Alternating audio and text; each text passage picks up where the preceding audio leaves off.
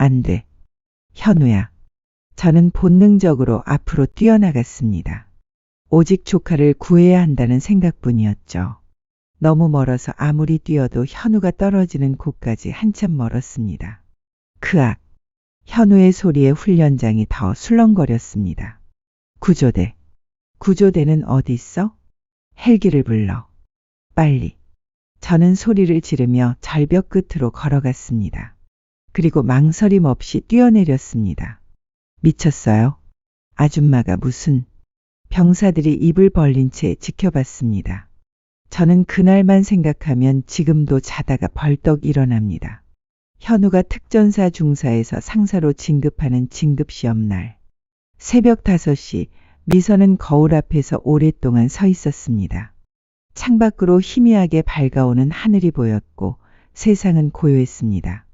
그녀의 시선은 옷장 안에 걸린 별 2개가 빛나는 육군 소장 제복에 머물렀습니다. 30년간 그녀와 함께했던 군복이었습니다. 하지만 오늘만큼은 그 제복을 입을 수 없었습니다. 미선은 한숨을 내쉬며 옷장 깊숙한 곳에서 낡은 등산복을 꺼냈습니다. 몇 년 전 시장에서 산 싸구려 옷이었죠. 그녀는 조심스럽게 등산복을 입었습니다. 거울에 비친 모습은 영락없는 평범한 중년 여성이었습니다. 아니, 시골 아줌마라고 해도 믿을 만한 모습이었죠. 오늘만큼은 그냥 평범한 이모가 되어야 해. 미선은 거울 속 자신에게 말했습니다. 오늘은 조카 현우가 특전사 중사에서 상사로 진급하는 진급 시험이 있는 날이었습니다. 하지만 미선은 자신의 정체를 숨기기로 했습니다. 현우가 육군 소장 조카라는 꼬리표를 달고 살기를 원하지 않았으니까요. 주방으로 향한 미선은 김밥을 만들기 시작했습니다. 새벽부터 일어나 준비한 재료들이 식탁 위에 가지런히 놓여 있었습니다. 그녀의 손놀림은 능숙했지만 오늘따라 손이 떨렸습니다. 김을 펴고 밥을 얹고 재료를 올리며 정성껏 말았습니다. 현우야, 이모가 만든 김밥이야.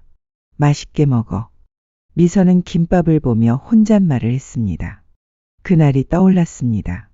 교통사고로 동생 부부를 잃던 날 6살이던 현우는 울지도 못하고 장례식장에서 꼿꼿이 서서 조문객들에게 인사하던 작은 아이였죠.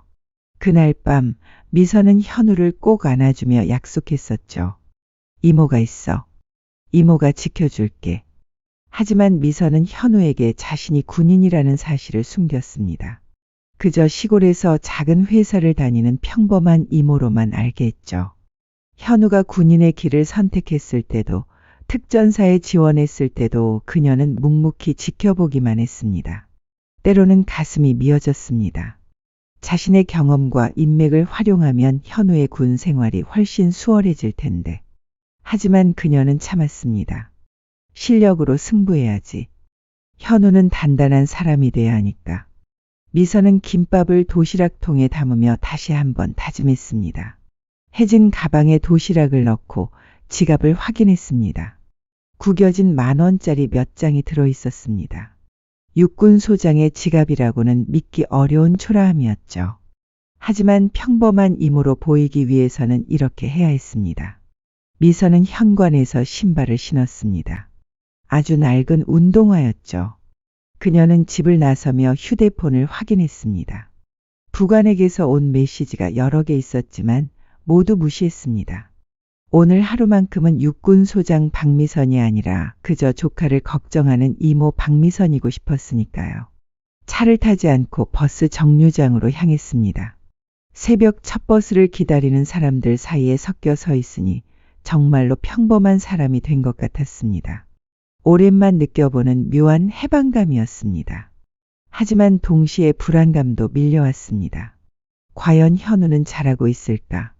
진급 심사는 공정하게 진행될까? 버스가 도착하고 미선은 뒷좌석에 앉았습니다. 창밖으로 스쳐 지나가는 풍경을 보며 생각에 잠겼습니다. 현우가 특전사를 선택했을 때 그녀는 놀랐으면서도 자랑스러웠습니다. 자신의 동생도 그리고 제부도 특전사 출신이었으니까요. 피는 못 속인다고 했던가요. 하지만 그만큼 걱정도 컸습니다. 특전사의 길이 얼마나 험난한지 누구보다 잘 알고 있었으니까요. 다음 정류장은 공수특전여단입니다. 버스 안내 방송이 들렸습니다. 미선은 자리에서 일어났습니다. 가슴이 두근거렸습니다. 수없이 드나들던 부대의 정문이 오늘따라 낯설게 느껴졌습니다. 높은 철조망과 무장한 위병들. 평소라면 그녀를 보고 경례를 올렸을 병사들이 오늘은 경계하는 눈빛으로 바라봤습니다. 어디서 오셨습니까? 젊은 병사가 물었습니다. 아, 저 강현우 중사 이모예요. 오늘 진급 심사가 있다고 해서. 병사는 신분증을 확인하고는 안으로 연락을 취했습니다. 잠시 후 건장한 체구의 상사가 나왔습니다. 김병수 상사였습니다. 그는 미선을 위아래로 훑어보며 코웃음을 쳤습니다. 낡은 등산복, 해진 운동화와 김밥 냄새가 나는 가방. 영락없는 시골 아줌마의 모습이었죠. 무슨 일로 오셨어요? 김병수 상사의 목소리는 귀찮다는 듯 퉁명스러웠습니다. 그의 눈빛에는 대놓고 무시하는 눈빛이 역력했죠. 미선은 순간 주먹을 꽉 쥐었지만 애써 미소를 지으며 대답했습니다. 강현우 중사 이모입니다. 오늘 진급 심사가 있다고 해서 김밥을 좀 가져왔어요. 그 말을 듣자 김병수가 큰 소리로 웃었습니다. 옆에 있던 정태영 중사도 코웃음을 쳤죠. 아줌마, 여기가 무슨 동네 학예회인 줄 아세요? 특전사 진급 심사를 아무나 볼 수 있는 게 아니에요. 정태영이 비아냥거리며 덧붙였습니다. 그것도 강현우? 어차피 떨어질 텐데 뭘 보러 오셨어요? 미선의 가슴에 분노가 치밀어 올랐습니다. 현우가 얼마나 힘들게 살아왔는지, 얼마나 노력했는지 이들은 알지도 못하면서. 하지만 그녀는 겨우 참고 떨리는 목소리로 물었습니다. 왜 떨어진다는 거죠? 현우는 실력이 좋다고 들었는데. 김병수가 팔짱을 끼며 거만하게 말했습니다. 실력? 세상 물정을 정말 모르시네. 요즘 군대가 실력으로만 되는 줄 아세요. 돈도 있어야 하고 백도 있어야죠. 특히 강현우처럼 고아 출신은 더 힘들어요. 누가 밀어주겠어요. 부대 회식비라도 내본 적 있나? 상사들한테 선물이라도 한 적 있나? 정태영이 조롱하듯 물었습니다. 맨날 원칙, 규정 따지면서 혼자 잘난 척하더니 이제 현실을 알게 되겠죠. 미선은 믿을 수 없다는 표정으로 두 사람을 바라봤습니다. 특전사가 이렇게 썩었단 말인가? 자신이 30년간 몸담았던 군대가 이런 곳이었단 말인가? 순진한 척 다시 물었습니다. 그럼 돈을 내면 진급할 수 있다는 건가요? 김병수의 눈이 번뜩였습니다. 에이, 그런 게 어디 있어요. 그냥 세상 사는 이야기죠. 근데 아줌마, 돈 좀 있으세요? 그는 미선의 초라한 행색을 다시 한번 훑어보며 비웃었습니다. 낡은 운동화에 낡은 등산복, 해진 가방. 어디서 봐도 돈이 없어 보이는 모습이었죠. 부대 회자는 출입 금지예요. 그것도 모르고 오셨나? 김병수가 손을 휘저으며 말했습니다. 김밥이나 놓고 가세요. 어차피 오늘 심사 끝나면 짐 싸서 나갈 텐데. 왜 짐을 싸요?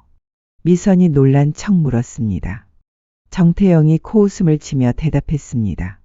진급 못하면 자존심 상해서 못 있죠. 게다가 앞으로 더 힘들어질 테니까. 돈 안 낸 놈한테는 온갖 굳은 일만 시킬 거거든요. 작년에도 그런 놈이 하나 있었어요. 김병수가 회상하듯 말했습니다. 김민수라고. 실력은 좋았는데 돈을 안 냈죠. 결국 진급도 못하고 매일 똥군기만 받다가 결국 그만뒀어요. 정신병원 신세까지 졌다던데. 미선의 온몸에 소름이 돋았습니다. 이게 정말 대한민국 군대란 말인가? 특전사란 말인가? 그녀가 청춘을 바쳐 지켜온 조직이 이렇게 썩어 있었다니. 그래도 실력이 좋으면 되는 거 아닌가요? 미선이 애써 희망적으로 물었습니다. 아줌마, 정말 순진하시네요. 정태영이 한심하다는 듯 고개를 저었습니다. 실력? 그게 뭔데요? 사격자라고 체력 좋으면 되는 줄 아세요? 진급 심사 채점하는 사람이 누군지 아세요? 김병수가 자신의 가슴을 가리키며 말했습니다. 바로 저예요. 제가 심사관이에요. 우리가 점수를 어떻게 주느냐에 따라 합격이 결정돼요. 작년에는 한 놈이 만점 받을 실력이었는데 점수를 깎아서 떨어뜨렸어요. 정태영이 자랑스럽게 말했습니다. 서류상으로는 아무 문제 없죠. 주관적 평가 영역이니까. 미선은 충격을 감추기 위해 애썼습니다. 이런 부정부패가 대놓고 자행되고 있었다니. 그것도 자신이 전혀 몰랐다니. 부군단장이면서도 이런 일들을 파악하지 못했다는 자책감이 밀려왔습니다. 그럼 현우는 정말 가망이 없는 건가요? 미선이 떨리는 목소리로 물었습니다. 가망이 없다기보다는 김병수가 의미심장하게 말을 흐렸습니다. 아직 시간은 있어요. 심사 시작 전까지만 성의를 보이면 되니까. 성의요? 500만 원. 정태영이 단도직입적으로 말했습니다. 기본이 500이고 확실하게 하려면 700은 내야 해요. 아줌마가 그런 돈이 있을 리는 없겠지만 미선은 가방을 열어 지갑을 꺼내는 신용을 했습니다. 구겨진 10,000원짜리 몇 장을 보고 김병수와 정태영이 폭소를 터뜨렸습니다. 그 돈으로는 커피 한 잔도 못 사요. 그럼 제가 어떻게든 돈을 구해오면 미선이 간절한 표정을 지었습니다. 시간이 없어요. 정태영이 손목시계를 보며 말했습니다. 1시간 후에 심사 시작이니까. 그때까지 500만 원을 구할 수 있겠어요. 김병수가 갑자기 미선을 위아래로 훑어봤습니다. 그의 눈빛에 음흉한 빛이 스쳤죠. 근데 아줌마, 나이에 비해서는 관리를 잘하셨네요. 무슨 소리예요? 미선이 경계하며 물었습니다. 아니, 됐어요. 김병수가 손을 휘저었습니다. 어차피 안 될 일이고. 자, 이제 김밥이나 놓고 가세요. 강현우한테는 이모 왔다 갔다고 전해줄게요. 미선은 김밥 도시락을 내밀었습니다. 정태영이 받아들며 코웃음을 쳤습니다. 참치김밥이네. 가난한 놈들은 참치김밥 좋아하죠.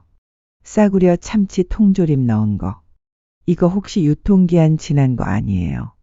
김병수가 도시락을 흔들며 물었습니다. 시골에서는 유통기한 지난 것도 그냥 먹는다던데. 두 사람의 조롱이 계속되는 동안 미선은 꾹 참고 있었습니다. 하지만 속으로는 분노가 끓어올랐죠. 이 인간들을 당장 처벌하고 싶었지만 아직은 때가 아니었습니다. 증거가 필요했고 무엇보다 현우의 안전이 우선이었으니까요. 그럼 전 이만 가볼게요. 미선이 고개를 숙이며 말했습니다. 예, 빨리 가세요.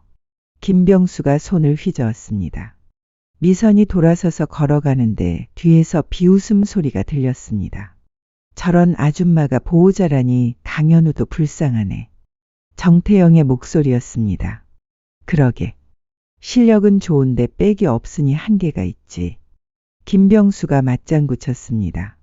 근데 오늘 리펠 훈련 때 조심해야 할 거야. 장비가 좀 낡았거든.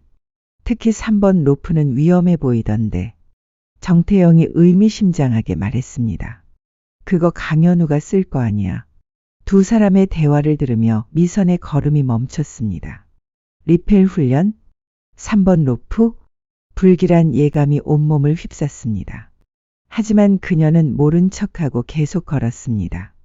일단 정문을 나가는 게 우선이었으니까요. 정문을 나온 미선은 부대 담장을 따라 천천히 걸었습니다. 겉으로는 터덜터덜 걸어가는 시골 아줌마였지만 그녀의 눈은 날카롭게 주변을 살피고 있었습니다. 후문 위치, 담장 높이, 사각지대.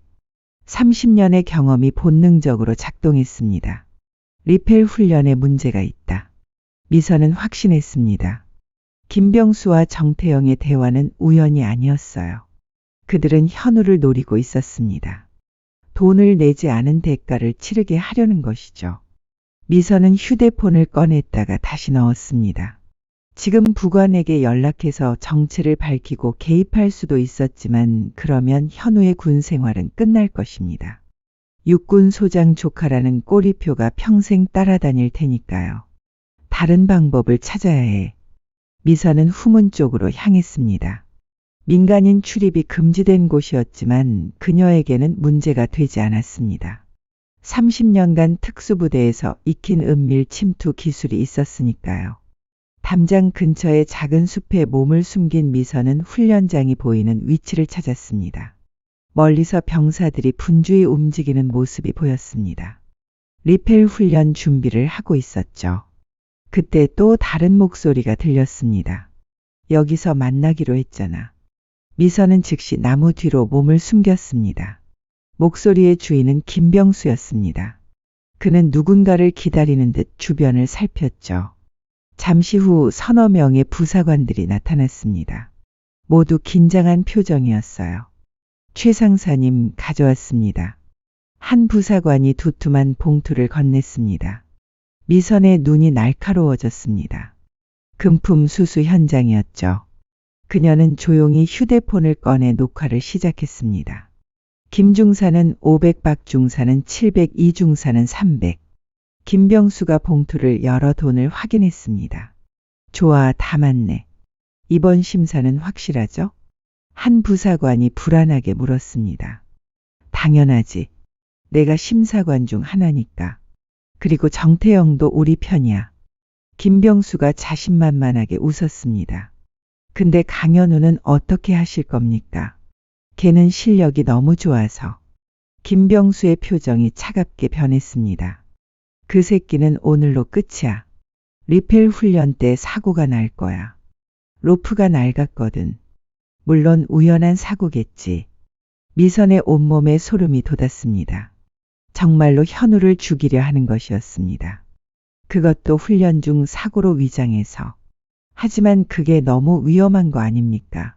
한 부사관이 걱정스럽게 말했습니다. 그래서 더 완벽해. 누가 의심하겠어? 훈련 중 사고는 종종 일어나니까. 김병수가 비열하게 웃었습니다. 강현우가 없어지면 다른 애들한테도 본보기가 되겠죠. 돈 안 내면 어떻게 되는지. 그때 정태영의 목소리가 들렸습니다. 훈련 준비 다 됐어? 응, 이제 곧 시작이야. 강현우 차례가 다가오고 있어. 김병수가 손목시계를 확인했습니다. 미선은 더 이상 참을 수 없었습니다.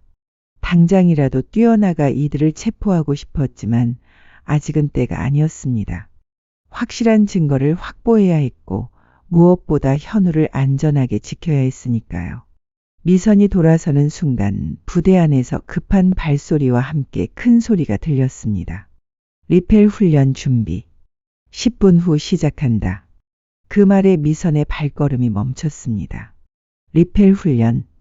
로프를 타고 절벽을 내려가는 특전사의 기본 훈련이면서도 가장 위험한 훈련 중 하나였죠. 한 번의 실수가 죽음으로 이어질 수 있는 훈련이었습니다. 안 돼. 지금 가면 안 돼. 미선의 머릿속이 빠르게 돌아갔습니다. 김병수와 정태영이 주고받은 대화가 떠올랐죠. 3번 로프가 위험하다는 말, 그리고 그것을 현우가 사용할 거라는 암시. 미선은 재빨리 부대 후문 쪽으로 향했습니다. 정문으로는 다시 들어갈 수 없었으니까요. 후문 근처의 작은 숲에 도착한 그녀는 주변을 살폈습니다. 경비가 삼엄했지만 30년간 특수부대를 지휘해온 그녀에게는 빈틈이 보였습니다. 담장을 따라 조심스럽게 이동하던 미선은 훈련장이 보이는 위치를 찾았습니다. 높은 절벽에 여러 개의 로프가 설치되고 있었고 병사들이 분주히 움직이고 있었죠.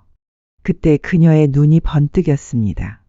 30년의 경험이 만들어낸 직감이었죠. 여러 개의 로프 중 하나가 유독 다르게 보였습니다. 다른 로프들은 팽팽하게 당겨져 있었지만 3번 로프는 미묘하게 느슨했습니다. 일반인의 눈에는 보이지 않을 정도의 차이였지만 미선의 눈은 속일 수 없었습니다. 저거다. 저 로프에 문제가 있어. 미선은 더 가까이 가려고 했지만 그때 누군가의 목소리가 들렸습니다. 3번 로프는 강현우가 쓰는 거 맞지? 그래. 내가 배치표를 그렇게 짰으니까. 김병수와 정태영이었습니다. 두 사람은 훈련장 구석에서 속닥거리고 있었죠. 로프 중간 부분을 칼로 살짝 그었어. 겉으로는 멀쩡해 보이지만 무게가 실리면 끊어질 거야. 정태영이 낮은 목소리로 말했습니다. 얼마나 버틸까? 김병수가 물었습니다. 한 20m쯤 내려가면 끊어질 거야. 그 높이면? 정태영이 말끝을 흐렸습니다. 확실하겠네. 김병수가 음흉하게 웃었습니다. 훈련 중 불의의 사고.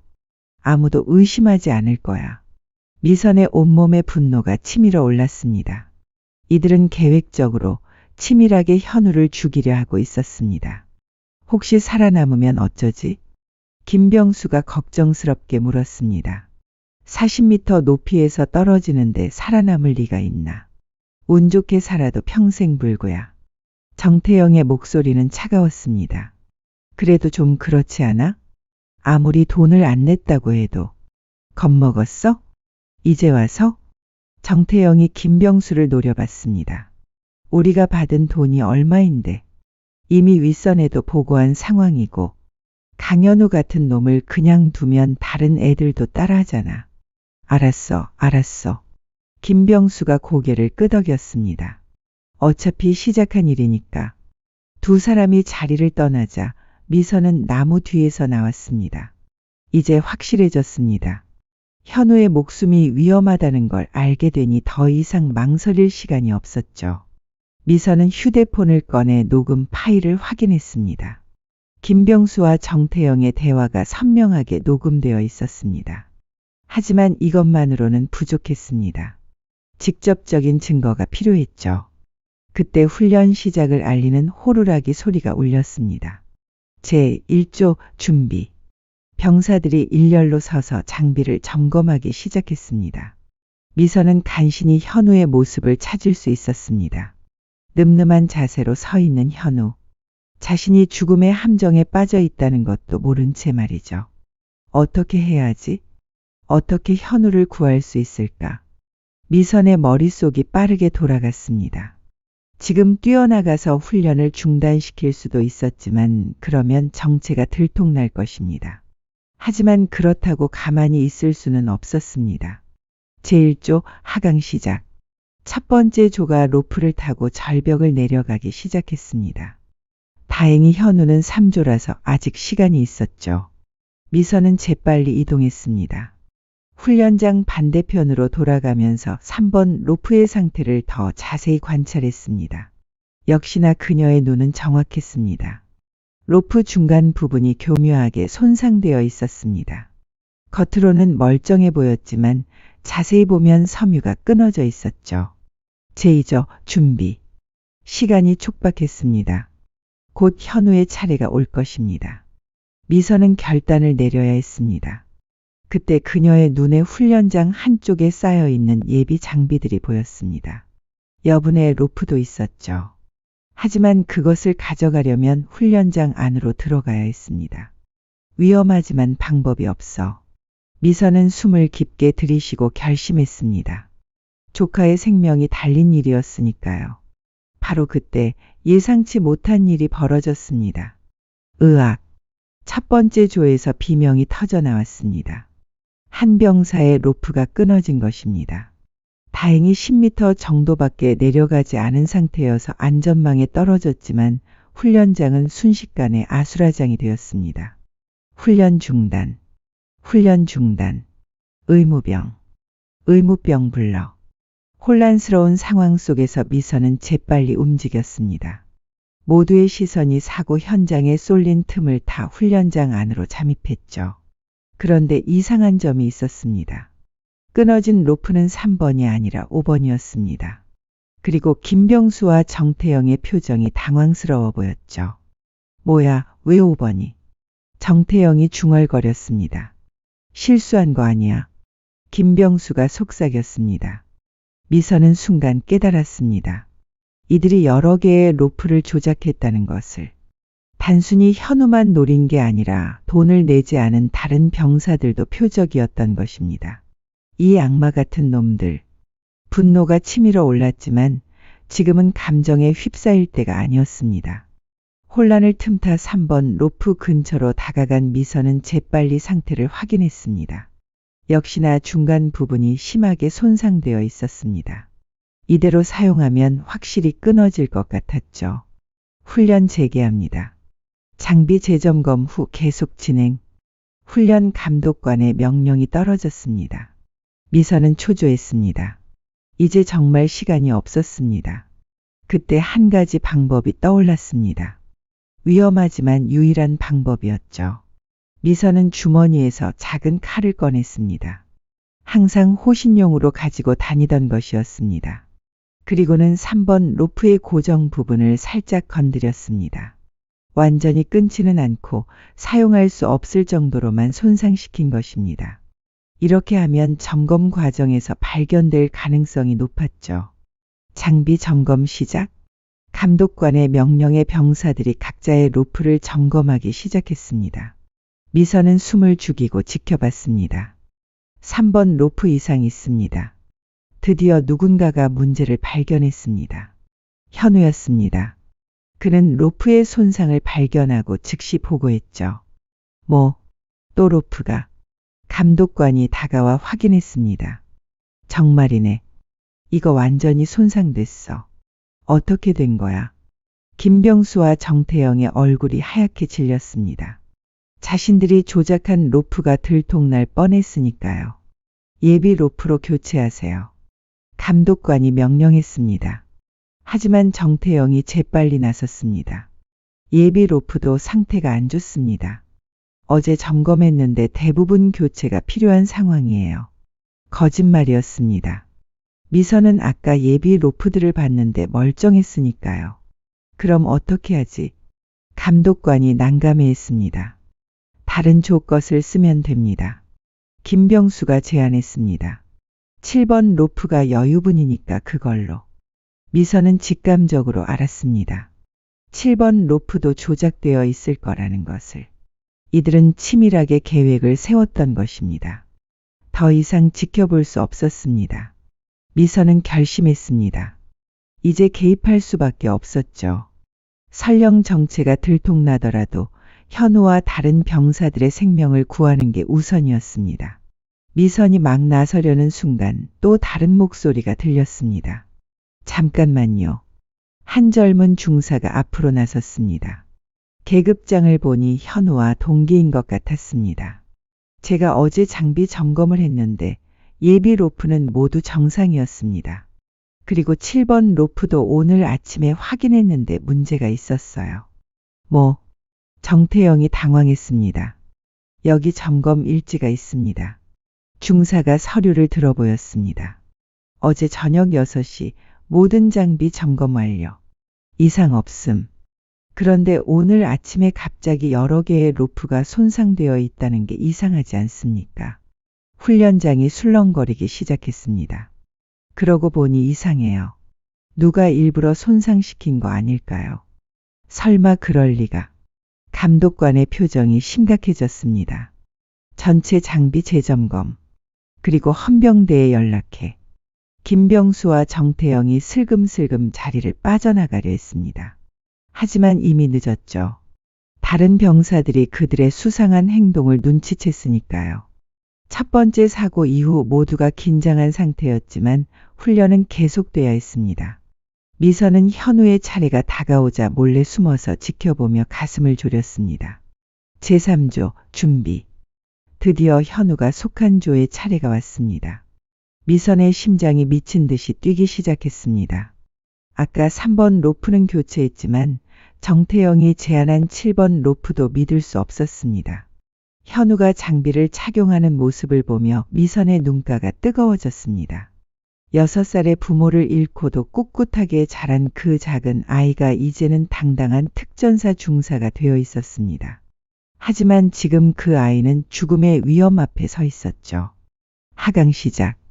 명령이 떨어지자 병사들이 일제히 절벽을 내려가기 시작했습니다. 현우도 로프를 잡고 천천히 하강을 시작했습니다.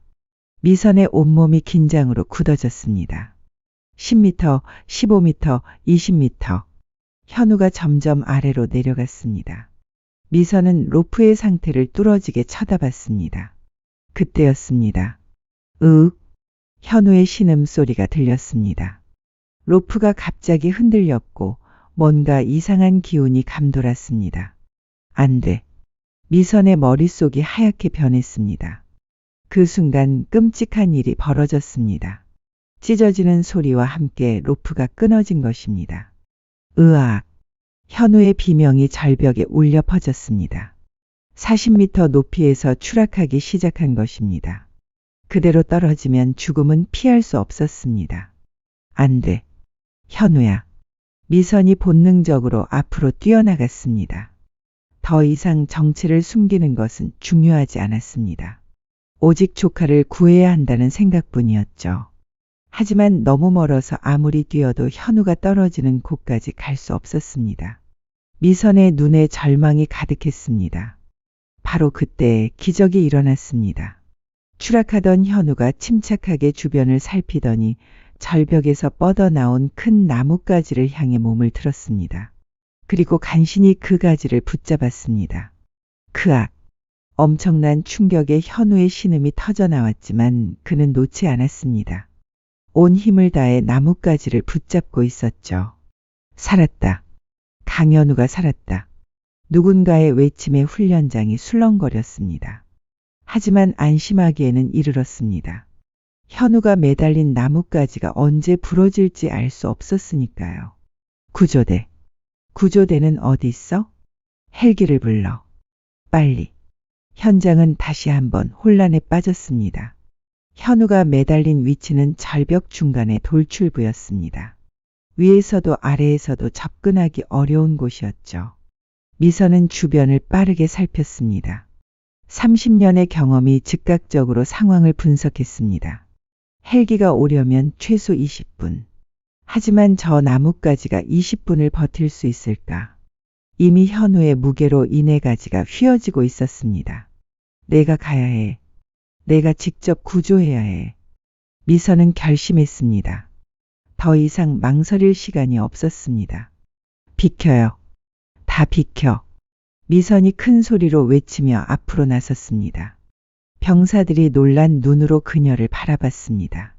평범한 아줌마가 갑자기 나타나 소리를 지르니 당황스러웠겠죠. 아줌마가 누구? 아까 그 김밥 아줌마. 김병수가 미선을 알아보고 소리쳤습니다. 여기서 뭐 하는 거예요? 민간인은 나가요. 하지만 미선은 그를 완전히 무시했습니다. 그녀는 장비 더미로 달려가 예비 로프를 집어들었습니다. 그리고 놀라운 속도로 안전벨트와 하강 장비를 착용하기 시작했습니다. 저 아줌마가 뭐 하는 거야? 어떻게 저렇게 능숙하게? 병사들이 경악했습니다. 미선의 손놀림은 수십 년간 단련된 특수부대원의 그것이었습니다. 불과 30초 만에 모든 장비를 완벽하게 착용했죠. 내가 내려가서 구조하겠습니다. 미선이 단호하게 말했습니다. 그녀의 목소리에는 거부할 수 없는 권위가 담겨 있었습니다. 미쳤어요? 아줌마가 무슨...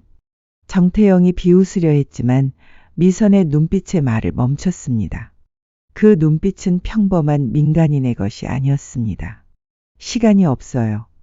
저 나뭇가지가 언제 부러질지 몰라요. 미선은 더 이상 설명하지 않고 절벽 끝으로 걸어갔습니다.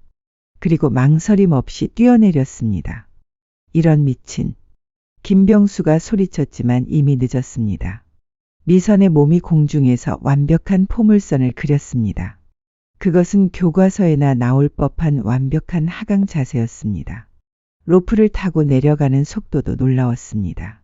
마치 절벽을 걷는 것처럼 자연스러웠죠. 저게 인간이 할 수 있는 동작이야. 대체 저 아줌마가 누구야? 병사들이 입을 벌린 채 지켜봤습니다. 미선은 순식간에 20m를 하강했습니다. 그리고 절벽에 발을 디딘 후 옆으로 이동하기 시작했습니다. 마치 거미처럼 절벽을 타고 움직이는 모습에 모두가 숨을 죽였습니다. 현우도 놀란 눈으로 다가오는 미선을 바라봤습니다. 처음에는 환상인 줄 알았습니다. 이모가 여기 있을 리 없으니까요. 하지만 점점 가까워지는 얼굴은 분명 이모였습니다. 이모? 현우는 떨리는 목소리와 믿을 수 없다는 표정으로 쳐다보았습니다. 괜찮아, 현우야. 이모가 왔어. 미선의 목소리는 차분했지만 속으로는 심장이 터질 것 같았습니다. 사랑하는 조카가 죽을 뻔했으니까요. 1분도 안 되어 미선은 현우가 있는 곳에 도착했습니다. 가까이서 본 상황은 더 위급했습니다. 나뭇가지에 금이 가기 시작했고 현우의 손에서는 피가 나고 있었습니다. 이모가 어떻게 여기 나중에 설명할게. 지금은 올라가자. 미선은 재빨리 현우에게 안전벨트를 채웠습니다. 그녀의 손놀림은 정확하고 신속했습니다. 이모, 정말 이모 맞아? 현우가 믿을 수 없다는 듯 물었습니다. 그래, 이모야. 미안해, 현우야. 더 일찍 와서 도와줬어야 했는데. 미선의 눈가에 눈물이 맺혔습니다. 하지만 지금은 감정에 빠질 때가 아니었습니다. 위로 끌어올려 주세요.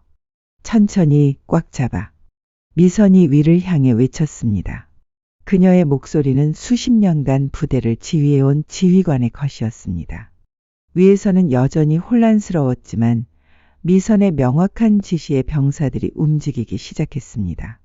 로프가 천천히 올라가기 시작했죠. 조심해. 너무 빨리 올리면 안 돼. 미선은 현우를 안전하게 보호하며 함께 올라갔습니다. 절벽을 오르는 내내 현우는 이모를 쳐다봤습니다. 평소에 알던 다정한 이모가 아니었습니다. 냉철하고 강인한 전사의 모습이었죠. 마침내 절벽 위에 도착했습니다. 무사하다. 다행이야. 병사들의 환호성이 터져 나왔습니다. 현우가 안전하게 땅을 밟자 미선은 그제야 긴장을 풀었습니다. 다리에 힘이 빠졌지만 쓰러질 수는 없었죠. 당신? 대체 누구요? 현장 지휘관이 떨리는 목소리로 물었습니다. 모든 시선이 미선에게 쏠렸습니다. 평범한 아줌마가 보여준 실력은 특수부대 최정예도 하기 힘든 수준이었으니까요. 미선은 대답하지 않고 김병수와 정태영을 바라봤습니다. 두 사람은 얼굴이 하얗게 질려 있었습니다. 계획이 완전히 실패한 것도 충격이었지만 미선이 보여준 실력에 더 놀란 것 같았죠. 최민석 상사, 정태영 중사. 미선이 차가운 목소리로 두 사람을 불렀습니다. 네. 이로프 당신들이 준비한 거죠? 직설적인 질문에 김병수가 당황했습니다. 그게 무슨 2번 연속 같은 사고. 우연이라고 하기엔 너무 이상하지 않나요? 미선의 눈빛이 매서워졌습니다. 주변이 술렁거리기 시작했습니다. 설마 일부러 로프를 조작했다는 거야. 병사들이 수군거렸습니다. 바로 그때 급한 발소리와 함께 누군가 외쳤습니다. 여단장님 오신다. 박준서 준장이 도착한 것입니다. 그는 사고 소식을 듣고 급히 달려온 것 같았습니다. 누군가의 외침에 모두가 차렷 자세를 취했습니다. 멀리서 별 하나를 단 박준서 준장이 걸어오고 있었습니다. 미선은 잠시 망설였습니다. 박준서는 그녀의 사관학교 동기였습니다. 분명 그녀를 알아볼 것입니다. 준서의 시선이 미선에게 향했습니다. 그의 눈이 크게 뜨였습니다. 이게 누구? 준서가 말을 시작하려는 순간 미선이 재빨리 손가락을 입술에 가져갔습니다. 제발 말하지 마. 눈빛으로 간절히 부탁했습니다. 준서는 잠시 멈칫했습니다. 그리고 상황을 파악한 듯 고개를 끄덕였습니다. 민간인이 왜 여기 있습니까?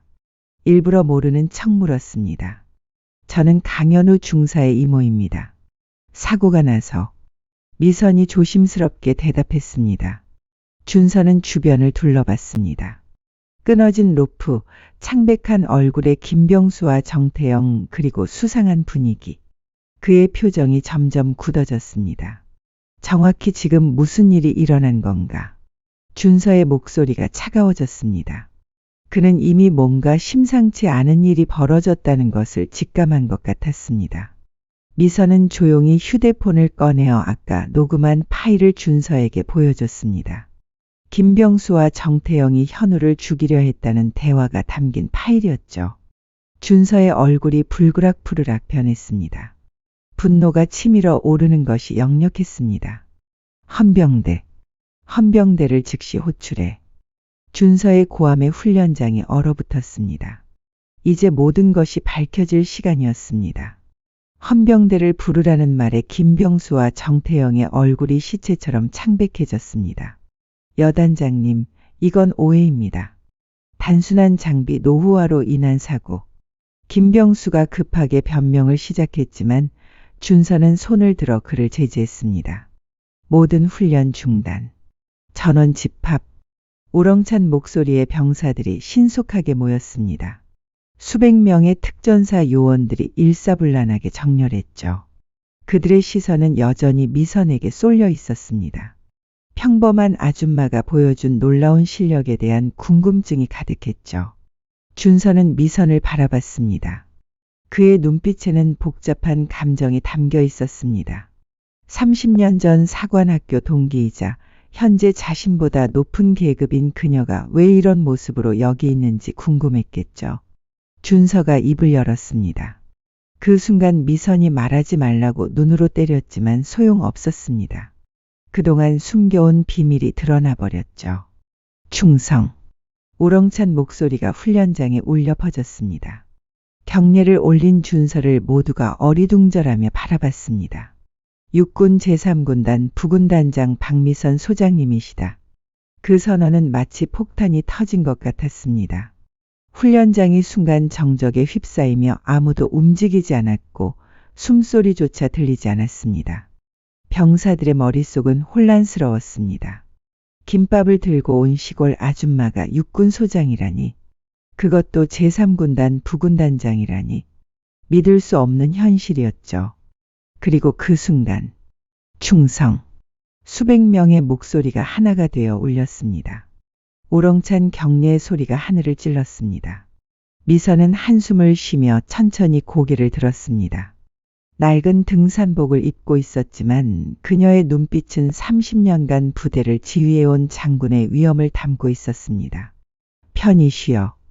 조용하지만 힘있는 목소리였습니다. 병사들이 일제히 편한 자세를 취했습니다. 현우는 멍하니 서 있었습니다. 의무병이 응급처치를 하고 있었지만 그의 시선은 미선에게서 떠나지 않았습니다. 이모가 소장님? 믿을 수 없다는 표정이었습니다. 함께 살면서도 전혀 몰랐던 사실이었으니까요. 시골에서 작은 회사를 다니는 평범한 이모가, 김밥을 만들어주던 이모가, 용돈을 쥐어주며 공부 열심히 하라고 했던 이모가 육군 소장이었다니. 미선이 현우를 바라봤습니다. 눈빛에 미안함과 사랑이 동시에 담겨 있었습니다. 미안해, 현우야. 왜 말 안 했어요? 현우의 목소리가 떨렸습니다. 배신감인지 놀라움인지 아니면 다른 감정인지 알 수 없는 복잡한 감정이 목소리에 묻어났습니다. 내가 스스로 일어서길 바랐어. 이모의 그늘이 아닌 내 실력으로. 미선의 목소리에 진심이 담겨 있었습니다. 그동안 날 속인 거예요. 속인 게 아니야. 보호한 거야. 미선이 현우에게 다가갔습니다. 하지만 현우는 한 걸음 뒤로 물러났습니다. 그 모습에 미선의 가슴이 아팠습니다. 보호요? 저를요? 아니면 이모 자신을요? 현우의 말이 날카로웠습니다. 거짓말에 대한 배신감이 터져나온 것이죠. 하지만 미선은 흔들리지 않았습니다. 그녀는 현우의 눈을 똑바로 바라보며 말했습니다. 너를 위해서였어. 내가 소장 조카라는 꼬리표 없이 살기를 바랐어. 내 아버지처럼 실력으로 인정받는 군인이 되기를 바랐어. 아버지요? 현우가 놀랐습니다. 아버지에 대해 자세히 들은 적이 없었으니까요. 내 아버지도 특전사였어. 최고의 전사였지. 하지만 항상 말했어. 실력으로 증명하지 못하면 진짜 군인이 아니라고. 미선의 눈가가 붉어졌습니다. 동생 부부를 떠올리며 목소리가 떨렸죠. 그래서 숨긴 거야. 내가 내 실력으로, 내 노력으로 여기까지 온 거야. 누구의 도움도 없이. 이모의 진심이 전해지면서 현우의 눈에 눈물이 고였습니다. 그때 김병수가 슬금슬금 자리를 빠져나가려 했습니다. 하지만 미선의 날카로운 목소리가 그를 붙잡았습니다. 김병수 상사, 정태영 중사. 두 사람이 얼어붙었습니다. 앞으로 나와. 미선의 목소리는 얼음처럼 차가웠습니다. 두 사람이 비틀거리며 앞으로 나왔습니다. 다리가 후들거려 제대로 서 있기도 힘들어 보였죠. 아까 그 봉투 내놔? 무슨 봉투? 김병수가 더듬거렸습니다. 미선이 휴대폰을 들어 올렸습니다. 화면에는 녹화된 동영상이 재생되고 있었습니다. 김병수가 돈을 세는 장면, 그리고 현우를 죽이려는 계획을 말하는 장면이 선명하게 담겨 있었죠. 훈련 장비를 고의로 손상시킨 것도 니들이지. 미선이 말을 이었습니다. 그건 돈을 받고 진급 심사를 조작한 사람이 몇 명이나 더 있나? 미선의 질문은 마치 칼날같이 날카로웠습니다. 그때 한 병사가 용기를 내어 앞으로 나왔습니다. 보고 드립니다. 저도 돈을 냈습니다. 떨리는 목소리였습니다. 하지만 그 고백은 마치 댐이 터진 것처럼 다른 증언들을 쏟아내게 했습니다. 저도요. 300만 원 냈는데 진급 심사에서 떨어졌습니다. 김병수 상사가 돈을 안 내면 절대 진급 못한다고. 정태영 중사는 심사 점수를 조작했어요. 하나 둘 나오던 증언이 수십 명으로 늘어나고 어느새 훈련장은 고발의 장이 되었습니다. 미선의 눈가가 붉어졌습니다. 분노 때문이었죠. 이렇게 많은 젊은이들이 피해를 봤다니. 자신이 목숨 바쳐 지켜온 군대가 이렇게 썩어 있었다니. 얼마나 오래됐습니까? 미선의 목소리가 떨렸습니다. 최소 3년은 넘은 것 같습니다. 한 부사관이 대답했습니다. 처음엔 작은 돈이었는데 점점 커졌습니다. 강현우 중사는 끝까지 거부했습니다. 또 다른 병사가 말했습니다. 그래서 표적이 됐지 말입니다. 현우가 혼자서 얼마나 힘들었을지, 얼마나 외로웠을지 생각하니 미선은 주먹이 꽉 쥐어졌습니다. 소장님, 갑자기 정태영이 무릎을 꿇었습니다. 저희만 그런 게 아니에요. 더 큰 놈들이 있어요. 대대장도 알고 있었고 연대장도. 닥쳐. 김병수가 정태영을 제지하려 했지만 이미 늦었습니다. 작년에 연대장님께 상납한 돈만 5천만 원이에요. 이번 달에도 3천만 원을 준비하라고. 폭탄 같은 고백이었습니다. 단순한 부사관들의 비리가 아니라 조직적인 부패였던 것입니다. 준서의 얼굴이 하얗게 질렸습니다. 여단장인 자신도 몰랐던 일이었으니까요. 박준서 준장. 미선이 준서를 불렀습니다. 예, 소장님. 즉시 헌병대를 호출하고 이 부대 전체를 봉쇄하세요. 알겠습니다. 준서가 무전기를 들었습니다. 그리고 미선이 휴대폰을 꺼냈습니다. 제가 군단장님께 직접 보고하겠습니다. 번호를 누르는 미선의 손가락이 단호했습니다. 예, 군단장님. 박미선입니다. 잠시 후 김성호 군단장의 목소리가 들렸습니다. 제70 공수특전여단에서 대규모 비리를 발견했습니다. 즉각 특별 감찰팀 투입을 요청합니다. 간단명료한 보고였습니다. 하지만 그 파장은 엄청날 것이 분명했죠. 그리고 군단장님. 미선이 말을 이었습니다. 이번 일은 제가 끝까지 책임지고 처리하겠습니다. 단 한 명의 비리 관련자도 빠져나가지 못하게 하겠습니다. 전화를 끄는 미선이 다시 김병수와 정태영을 바라봤습니다. 김병수 상사, 정태영 중사.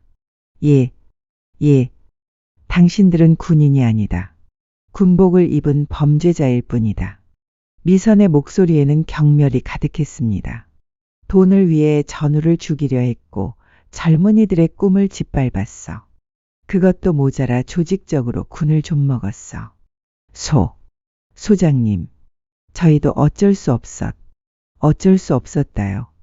미선의 목소리가 높아졌습니다. 내 조카가 죽을 뻔했다. 다른 병사도 다칠 뻔했고 그게 어쩔 수 없었다는 걸로 변명이 되나? 훈련장이 조용해졌습니다. 미선의 분노가 공기를 무겁게 만들었죠. 바로 그때 헌병대 차량이 도착했습니다. 무장한 헌병들이 뛰어내렸습니다. 김병수 상사, 정태영 중사 군형법 위반 혐의로 체포합니다. 헌병대장이 영장을 제시했습니다. 그 외 연루자들도 모두 연행하십시오. 미선의 지시에 헌병들이 움직였습니다. 잠깐, 이게 다가 아니에요. 김병수가 발악했습니다. 더 큰 놈들이 있다고. 저희는 그저 조사해서 다 말하시죠. 헌병이 수갑을 채웠습니다. 20명이 넘는 부사관들이 연행되었습니다. 남은 병사들은 충격에 빠져 있었습니다. 미선이 마이크를 잡았습니다. 제70 공수특전 여단 전 장병에게 말한다. 맑고 단호한 목소리가 울렸습니다. 군인의 명예는 돈으로 살 수 없다. 계급은 실력과 노력으로 얻는 것이다. 병사들이 고개를 숙였습니다. 부끄러움과 반성이 얼굴에 드러났죠. 오늘 일은 부끄러운 우리의 민낯이다.